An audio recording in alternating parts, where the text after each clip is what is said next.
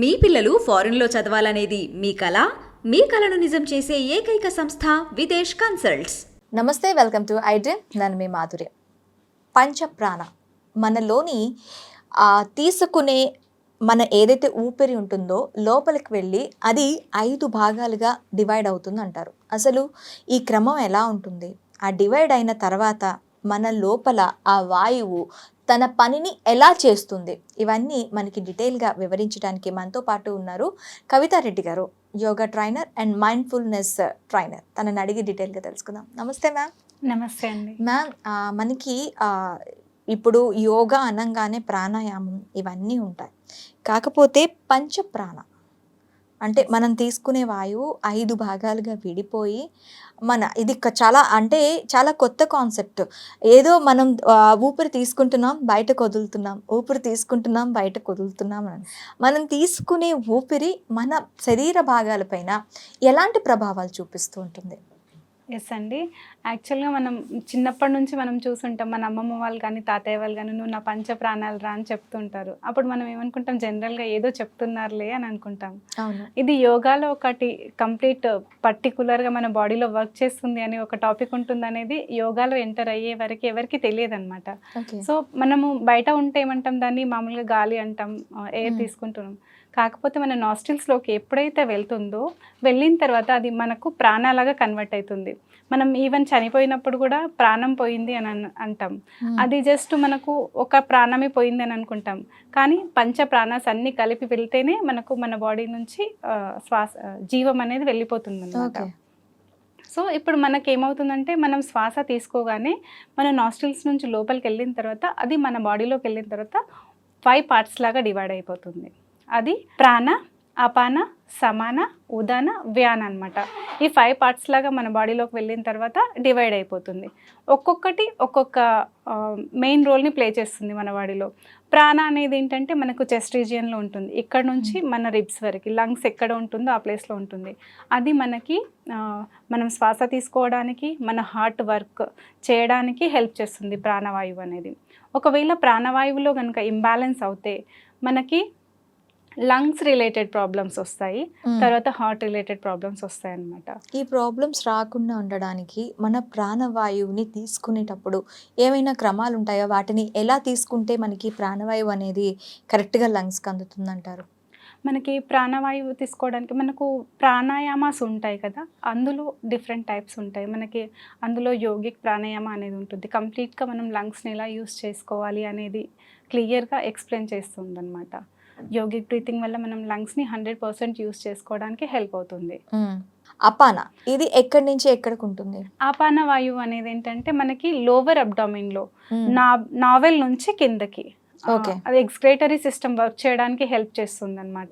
ఆపాన వాయువు మనకి ఈవెన్ బేబీని డెలివరీ టైంలో ఆపాన వాయువు అనేది పుష్ చేయకపోతే బేబీ బయటకు రావడం అనేది కూడా జరగదు.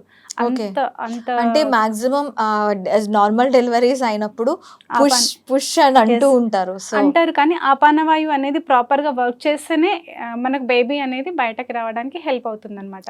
తర్వాత మనం స్టూల్ పాస్ చేయాలన్నా, మోషన్ ఫ్రీగా వెళ్ళాలన్న, తర్వాత గ్యాసెస్ మనకు సమ్ టైమ్స్ గ్యాస్ రిలీజ్ అవుతూ ఉంటుంది. అదంతా ఆపాన వాయువు అనేది మనకి బ్యాడ్ వాయువు అనమాట. అంటే ఓన్లీ మనకు ఏదైతే మనకి స్టోర్ అయి ఉంటుందో ఆ రిలీజ్ అయినప్పుడు మనకి ఆపాన వాయువు రిలేటెడ్ ప్రాబ్లమ్స్ ఏవైతే ఉంటాయో అవి రిలీజ్ అయినప్పుడు మనకి రిలాక్సేషన్ వస్తుంది కదా. సో ఆపాన వాయువు అనేది అలా యూజ్ అవుతుంది. అయితే ఆపాన వాయువు ఇంబ్యాలెన్స్ అయింది అనుకోండి, మనకి ఏమవుతుందంటే కొందరికి పైల్స్ ప్రాబ్లం కానీ, మామూలుగా ఫిస్టులా, తర్వాత మోషన్ ఫ్రీగా అవ్వకపోవడం, కాన్స్టిపేషన్ ప్రాబ్లం, ఇలాంటివన్నీ వస్తాయి. ఎట్ ద సేమ్ టైం మనకి మెన్కి అయితే స్పెర్మ్ కౌంట్ కానీ, ఉమెన్కి ఎగ్ రిలీజ్, దాని రిలేటెడ్ కూడా మనకి ఆపాన వాయువు హెల్ప్ చేస్తుంది. ఓకే, అంటే కంప్లీట్గా ఒక బేబీ గ్రో అవ్వాలన్నా కూడా అపాన వాయువు అనేది అవసరం అంటారు. అవసరం. ఓకే, ఇప్పుడు ఇంకా అపాన వాయువు మనకి మన డైజెస్టివ్ సిస్టంలో కానీ, మన రెస్పిరేటరీలో కానీ ఇంకా ఏమైనా ప్రభావాలు చూపిస్తుందా? ఆపానవాయువు అనేది కంప్లీట్గా కింద ఉంటేనే మనకు ప్రాపర్గా వర్క్ అవుతుందండి. ఆపానవాయువు ప్లేస్ చేంజ్ అయింది అనుకోండి, మన బాడీలో ఇంబ్యాలెన్సెస్ స్టార్ట్ అవుతాయి అన్నమాట. ఓకే, అంటే గ్యాస్ రిలేటెడ్ ప్రాబ్లమ్స్ అంటారు, దానికేనా? గ్యాస్ రిలేటెడ్ ఇప్పుడు ప్రాబ్లమ్స్. మనం పంచ ప్రాణాస్ ఏవైతే చెప్పామో ఏ ప్లేస్ లో అది ఉంటేనే మన బాడీ ప్రాపర్ గా వర్క్ చేస్తుంది. ఎప్పుడైతే ఒక వాయువు ప్లేస్ ఇంకొక వాయువుకి ఇంబ్యాలెన్స్ చేంజ్ అయింది అనుకోండి, అప్పుడు మన ఫిజికల్ బాడీలో డిఫరెంట్ టైప్స్ ఆఫ్ ప్రాబ్లమ్స్ అనేవి స్టార్ట్ అవుతాయి. నాకు చిన్న డౌట్, ఇప్పుడు మనకి గ్యాస్ట్రైటిస్ అని అంటారు, Yes, అది దేని వల్ల వస్తుంది? ఆ గ్యాస్ అనేది ఇక్కడికి వస్తుంది? గ్యాస్ట్రైటిస్ అనేది మనకు డైజెస్టివ్ సిస్టమ్ ప్రాపర్ గా వర్క్ చేయనప్పుడు వస్తుందండి. ఓకే అది సమాన వాయువు. ఓకే, ఆ సమాన వాయువు సరిగ్గా వర్క్ చేయకపోతే. Yes, సమాన వాయువు అపాన వాయువు డౌన్వర్డ్ వర్క్ చేస్తుంది. మ్మ్. మనకి ప్రాణ అనేది ఏంటంటే మనకు చెస్ట్ రీజియన్లో ఉంటుంది. అపాన వాయువు ప్రాణవాయువు రెండింటి మధ్యన సమాన వాయువు ఉంటుందన్నమాట. ఓకే సమాన వాయువు అనేది మనం ఏదైతే ఫుడ్ తీసుకుంటామో అది ప్రాపర్గా వర్క్ చేయడానికి హెల్ప్ చేస్తుంది.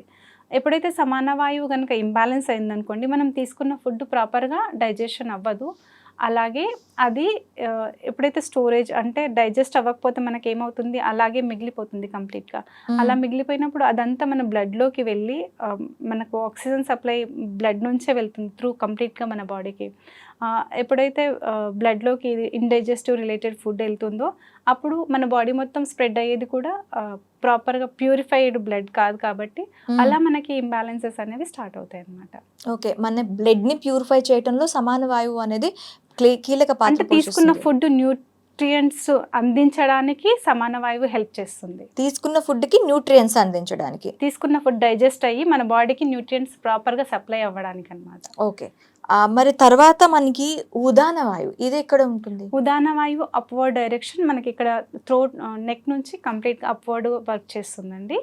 ఇది మనకి థైరాయిడ్ గ్లాండ్ వర్క్ చేయడానికి, మనం స్పీచ్ ప్రాపర్గా రావడానికి, తర్వాత బ్రెయిన్లో మనకి ప్రాపర్గా ఆక్సిజన్ సప్లై అవ్వడానికి, నర్వ్ సిస్టమ్ వర్క్ చేయడానికి హెల్ప్ చేస్తుంది. ఓకే, అండ్ దెన్ వ్యాన వాయువు. వ్యాన కంప్లీట్గా మన లిమ్స్ ఇక్కడ హ్యాండ్స్ కానీ కర్మేంద్రియాస్ ఉంటాయి కదా, అవన్నీ వర్క్ చేయడానికి హెల్ప్ చేస్తుంది. బాడీ మొత్తం స్ప్రెడ్ అయి ఉంటుంది వ్యాన వాయువు. వ్యాన మొత్తం బాడీ అంతా స్ప్రెడ్ అయి ఉంటుంది. అంటే ఈ ప్లేసెస్ ఇప్పుడు ఈ మనం 4 చెప్పాం కదా, ఆ 4 ఎక్కడెక్కడ గ్యాప్ ఉంటుందో ఆ ప్లేసెస్ అన్నింటిలో వ్యాన అనేది స్ప్రెడ్ అయి ఉంటుంది అన్నమాట. అంటే ఇప్పుడు ఇక్కడి నుంచి ఇక్కడికి ఉదాన ఉంటుంది, ఇక్కడి నుంచి ఇక్కడ వరకు ప్రాణ ఉంటుంది, Yes. ఇక్కడి నుంచి ఇక్కడికి సమాన, సమాన, ఇక్కడ నుంచి నావెల్ ఇక్కడ వరకు సమాన నావెల్ ఉంటుంది. వరకు సమాన ఉంటుంది, నావెల్ నావెల్ నుంచి కిందకి ఉదాన ఉంటుంది. ఎక్స్క్రేటరీ మనకి- సిస్టమ్ వరకే ఇప్పుడు లిమ్స్ లో Limbs- కంప్లీట్ గా అది వ్యానవాయువే ఉంటుంది. ఓకే, వ్యానవాయువు. దీని పర్పస్ ఏంటి అసలు? వ్యానవాయువు పర్పస్ ఇప్పుడు మనకి హ్యాండ్స్ వర్క్ చేయాలన్నా, లెగ్స్ వర్క్ చేయాలన్నా, మనం ఏవైనా మూమెంట్స్ ఇవ్వాలన్నా వ్యాననే సపోర్ట్ చేస్తుంది అనమాట. ఓకే, మనకి థ్రోట్ బాడీ అంతా ఎక్కడెక్కడ ఈ Movements. మూమెంట్స్ కావాలి అన్న దగ్గర ఈ వ్యాన వ్యానవాయువు ఉంటుంది. ఆక్యుపై చేసి ఉంటుంది. Yes అండి. ఓకే, ఇప్పుడు ఈ 5 ఉన్నాయి కదా, వీటికి ఇంకా సంబంధించి ఇవి లేకపోతే ఎలా ఉంటుంది బాడీ? ఇవి లేకపోతే ఆప్షన్ ఉండదండి, ఖచ్చితంగా అవి ఉండాలి.